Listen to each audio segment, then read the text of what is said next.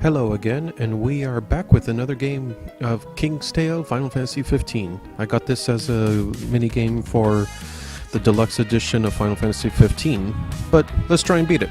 With that, let's get started. So we start this whole setting of a game as a pretty much a flashback. It's a story that Noctis' dad is telling him, and oh my god, it's David Tennant. What? I'm telling you. That was David Tennant. But anyways, this is a bit of the game. A lot of hacking and slashing.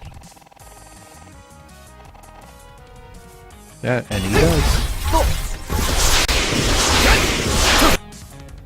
Told you. But no, like this game is actually pretty fun for a hack and slash. It's a bit short, but I have fun either way. Just check it out.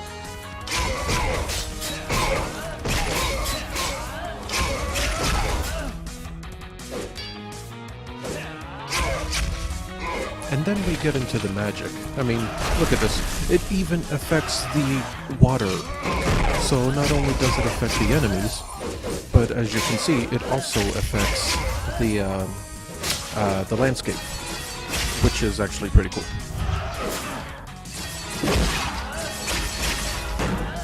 And then going back to that story element,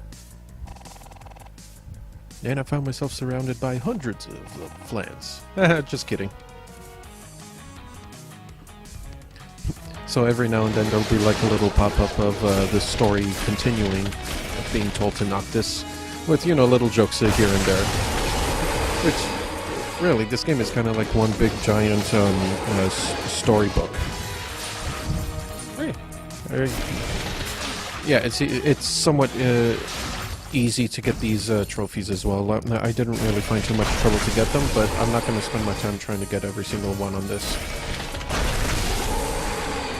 So after constantly going through the town for a while, scenery changes. You get companions. Scenery changes with the landscape. You're out in the field. There isn't much to this game. I mean, it's essentially the same, just hack and slash, move forward, hack and slash, move forward, and the enemies are, I'm sorry to say, but they are rather similar to like every stage. Yeah, see, that's what I was talking about, the companion. And there are different enemies. I mean, there's this bee right here. He shoots different things at you, but yeah, it's essentially the same. Now remember, this game is 30 years before the main game. That being said, Sid looks like a total hippie or something with that long-ass hair. Oh, Sid, you hippie. Now, after you get your combo rate high up enough, you can use an Armiger, which uses up your companions, and then you use up one final attack with the most of the swords, which is pretty powerful. And then there's more flans. But aside from the blizzard that you saw earlier, I mean, there is also fire and lightning. If you time it just right, you could do something like that.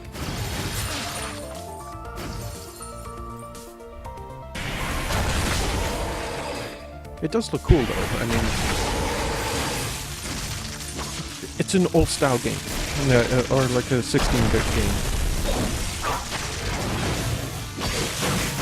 Now, mind you, that's not saying that it's a bad thing. It's actually pretty fun.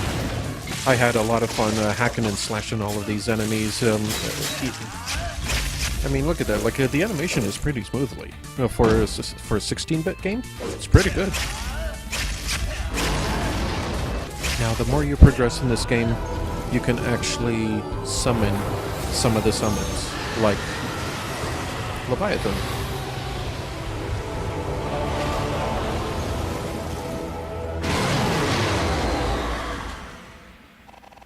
And as Ultros is the very last end, we are returned to Noctis once again, who is being told this story through his father's eyes.